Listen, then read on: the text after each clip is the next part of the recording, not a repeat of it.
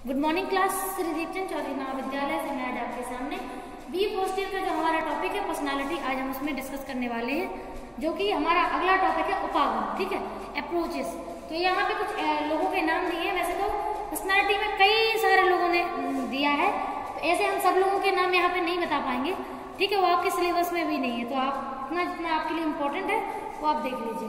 तो फर्स्ट आपकी बात करते हैं हिप्पोक्रेट्स की। ठीक है, तो अगर आपको पता हो हिप्पोक्रेट्स जो थे वो बहुत ही बड़े एक तरीके से शरीर शास्त्री माने जाते हैं। ठीक है, और हिप्पोक्रेट्स ने 4 प्रकार के तरल पदार्थ बताए हैं जो हमारे शरीर में बहते हैं और जिनके बहने की मात्रा से पर्सन का व्यक्तित्व डिफाइन होता है। ठीक है, और इनकी थ्योरी ऐसा नहीं कि आज अप्लाई नहीं होती होगी, लोग अप्लाई करते हैं। ठीक है, तो ये तो इनके अनुसार जो फर्स्ट है आपका हिप्पोक्रेट्स, तो हिप्पोक्रेट्स ने 4 प्रकार के हार्मोन जो लिक्विड है वो बताए हैं। एक है आपका मेलेंकोलिक, ठीक है, एक है आपका कोलरिक, ओके, एक है आपका चारिस्मेटिक, ठीक है, और एक है आपका क्या बोलते हैं डिप्रेसिव। हाँ, ठीक है, तो 4 प्रकार के जो ब्लैक बाइल बोलते हैं उसको। ठीक है, तो 4 प्रकार के इन्होंने तरल पदार्थ बताए हैं। इनका कहना है कि जब कोई भी एक पदार्थ का जो उसमें हार्मोनल चेंजेस है वो ज्यादा हो जाते हैं तो पर्सन उस व्यक्तित्व का होता है।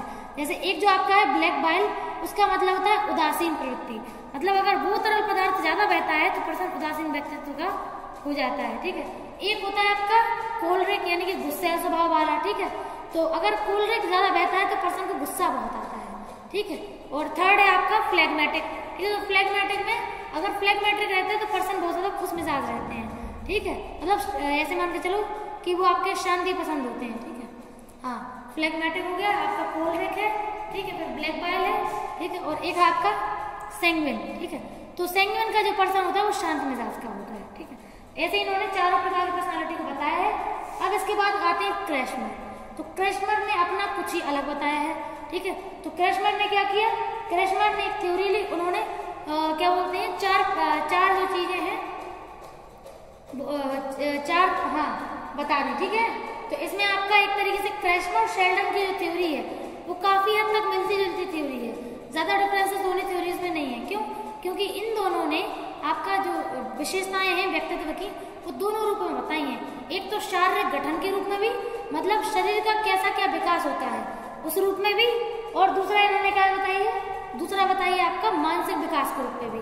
मतलब इन्होंने शरीर का विकास और मानसिक विकास दोनों को साथ में लेकर के उसकी बात करी है कि शरीर का अगर स्ट्रक्चर ऐसा होता है तो पर्सन किस व्यक्तित्व का होता है। ठीक है, तो मतलब अगर कुछ जेनेटिक जो चेंजेस होते हैं जो फिजियोलॉजिकल चेंजेस के रूप में दिखते हैं तो उसको देखकर भी अपन बोल सकते हैं इस पर्सन का ऐसा व्यक्तित्व होगा। तो यहाँ क्रैशमर ने वैसे 3 टाइप के दिए हैं, एक आपका एंडोमॉर्फिक, एक्टोमॉर्फिक, एक मेसोमॉर्फिक। ठीक है, और इन्हीं को 4 फॉर्म में आपके शेल्डन ने डिफाइन किया है। ठीक है, तो इनकी थ्योरी में ज्यादा डिफरेंसेस नहीं है। ठीक है, इन्होंने बताया है कि आपका जैसे मान लो अगर कोई पर्सन मोटा ताजा है, ठीक है, हेल्दी पर्सनालिटी का है, तो इन्होंने कह दिया कि अगर शरीर उसका बहुत अच्छा है, गोलू मोलू सा शरीर है उसका, हेल्थ भी बढ़िया है, तो इसका मतलब क्या हुआ, इसका मतलब ये है कि वो जो पर्सन है उसका एक तरीके से वो आराम पसंद होंगे, मजाकिया होंगे, खुशमिजाज होंगे और गुस्सा उनको बहुत कम आता होगा, और वर्कलोड लेने की उन्हें आदत नहीं होगी। मतलब काम तो वो वर्क करते हैं लेकिन वो लोड लेके काम नहीं करते हैं, काम तो वो करेंगे पूरा लेकिन लोड नहीं लेंगे। तो ये इनका एक तरीका हो गया। सेकेंड है आपका मेसोमॉर्फिक। ठीक है, ऐसे मान के चलो जैसे अगर कुछ पर्सन ऐसे होते हैं, ठीक है, जैसे मान लीजिए आपका कुछ पर्सन दुबले पतले शरीर के होते हैं, तो ऐसा उन्होंने बोला है कि अगर शारीरिक गठन जो है वो दुबला पतला है व्यक्तित्व पर्सन का, तो इसका मतलब क्या हुआ, इसका मतलब ये है कि उसको गुस्सा भी आता होगा, ठीक है, वो चिड़चिड़ा स्वभाव का होगा, हार्ड वर्किंग होंगे वो। ठीक है, मतलब काम को मेहनती लेते होंगे। जो पहले वाले थे ना गोलू मोलू, वो आलसी होते हैं थोड़े से। ठीक है, थोड़े से वो आलसी होते हैं, लेकिन ये आलसी नहीं होते हैं, ये काम करना ज्यादातर पसंद करते हैं और फुर्तीले होते हैं। ठीक है, और एक तरीके से ऐसे इन्होंने डिफाइन किया है। लास्ट में इन्होंने ये बोला है कि अगर जो पर्सन मजबूत शरीर के होते हैं, जिनका मतलब शरीर हेल्दी होता है और अच्छे बढ़िया मजबूत शरीर के होते हैं, तो इसका मतलब क्या है, इसका मतलब ये है कि वो जो पर्सन है वो मेहनती बहुत होगा। ठीक है, काम से भागता नहीं होगा, हमेशा दूसरों की हेल्प करने के लिए तत्पर रहता होगा। ठीक है, और हमेशा काम को करने के लिए हमेशा आगे रहता होगा, ईमानदार होगा। और ऐसी जो पर्सनालिटी होती है वो ज्यादातर हमारे खिलाड़ी होते हैं, जितने भी हमारे एथलीट्स हैं, ठीक है, या हमारे जो भी खिलाड़ी होते हैं, ठीक है, प्लेयर्स वगैरह, तो वो सारे इसी पर्सनालिटी के होते हैं, ठीक है। उनका शरीर मजबूत होता भी है और दिखता भी है, ठीक है। और उनका जो एक तरीके से जो उनकी बॉडी में फुर्ती है वो भी शानदार होती है, ठीक है। अब बात करते हैं ऑलपोर्ट के अकॉर्डिंग, ठीक है। तो ऑलपोर्ट ने 3 प्रकार के ट्रेड को लिया है। पहला लिया है इन्होंने सेंट्रल ट्रेड, ठीक है। दूसरा है कार्डिनल ट्रेड और तीसरा है आपका सेकेंडरी ट्रेड, ठीक है। तो आपका सेंट्रल ट्रेड का मतलब होता है जो आपका केंद्र बिंदु है, ठीक है। हाँ, जैसे मान लीजिए अगर आप जन्म से दयालु पैदा हुए हैं तो आपका केंद्र बिंदु यही मानेंगे कि आप दयालु हैं, आप अच्छे होंगे, आप गुस्सा नहीं होते होंगे, आप सभी से प्रेम से बात करते होंगे, अपने गुस्से को कंट्रोल में रखते होंगे। तो ये हम कुछ क्वालिटीज डिफाइन कर सकते हैं, ठीक है। तो ये होती है हमारे सेंट्रल। सेंट्रल मतलब जिसके इर्द गिर्द उस व्यक्ति का व्यक्तित्व चलता हो, ठीक है, वो सेंटर पॉइंट।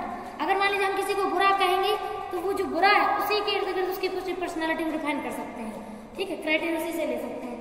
ऐसे ही इन्होंने फिर दूसरा बताया कार्डिनल। कार्डिनल मतलब विशिष्ट और ट्रेट, ठीक है, शील गुण। मतलब जैसे सभी लोग नेता नहीं बन पाते हैं, सभी एक्टर नहीं बन पाते हैं, तो ये जो दुनिया पे राज करने वाले जो गुण होते हैं वो कहलाते हैं कार्डिनल ट्रेट, ठीक है। और लास्ट है आपका क्या बोलते हैं सेकेंडरी ट्रेट। तो सेकेंडरी ट्रेट में बोला कि जो चीजें समय के अनुसार हमारे अंदर आती है फिर बदलती रहती है, फिर आती है फिर बदल जाती है, तो वो सेकेंडरी ट्रेट कहलाती है। जैसे मान लीजिए अलग अलग प्रकार के हेयर कट आते हैं, अलग अलग प्रकार के कपड़ों की डिजाइन स्टार्ट हो गई, खाने पीने का मटेरियल में चेंज, फैशन के अकॉर्डिंग चेंजेस होते रहते हैं। तो ये जो फैशन के अनुसार जो बदलाव होते हैं, जैसे मान लीजिए कभी कोई एक चीज बहुत ज्यादा ट्रेंड में आई तो आपने इस्तेमाल की, और जैसे ट्रेंड से खत्म तो आपने छोड़ दिया, तो ये होता है सेकेंडरी ट्रेड। कुछ टाइम के लिए अपना लेते हैं फिर छोड़ देते हैं। नेक्स्ट है कैटल के अनुसार। तो कैटल का कहना है कि जो हमारा एक तरीके से इन्होंने डायमेंशन के फॉर्म में बात की है, ठीक है। जो शील गुण होते हैं वो डायमेंशनल फॉर्म में होते हैं, ओके। तो इन्होंने भी एक तरीके से वैसे ही बात करी जैसे ऑलपोर्ट की थ्योरी थी, इन्होंने भी थोड़ी अलग सी फॉर्म में दिया है। जैसे इन्होंने सेंट्रल कार्डिनल को दिया था, ऐसे इन्होंने भी कुछ सेंट्रल ट्रेड दिए हैं, कार्डिनल भी दिए जिनको जेनेटिक ट्रेड कहा है, ठीक है। जो नेता वगैरह होते हैं उनके अंदर जेनेटिक ट्रेड की बात की है। सेकेंडरी को इन्होंने इन्वायरमेंटल फैक्टर में रख लिया है, ठीक है। और लास्ट है आपका फ्रॉइड के अकॉर्डिंग। तो फ्रॉइड का देखो सबको ही पता है कि इन्होंने इड, ईगो और सुपर ईगो की थ्योरी दी है। इड हमारा सेल्फलेस पार्ट होता है जिसमें हम केवल और केवल अपने बारे में सोचते हैं।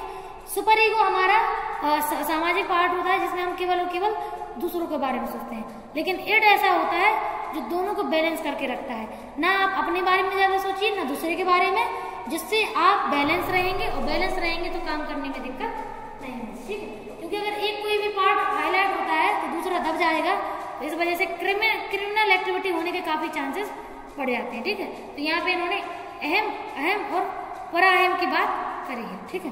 Thank you.